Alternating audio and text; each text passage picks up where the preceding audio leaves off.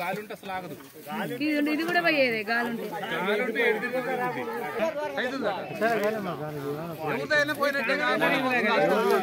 మళ్ళీ రాకుండా ఇటు పోయండి నీళ్ళు వస్తానే కాలిపోయినాక పక్కనే అందుకోదురా ఇంకా మనం పోయలేదు ఇక ఆయన వచ్చాక తిరిగి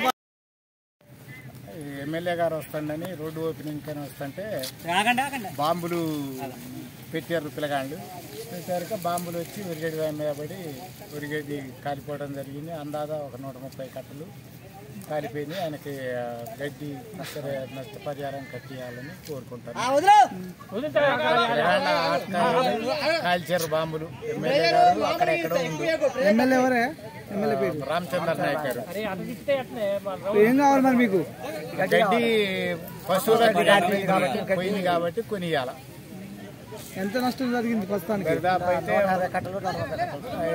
దరిదాపు ఒక 6,000 7,000 ఉంటుంది. 7,000 సరే 10,000 కట్టించుడు తోలకం. పోతే మొత్తం చుట్టుపక్కల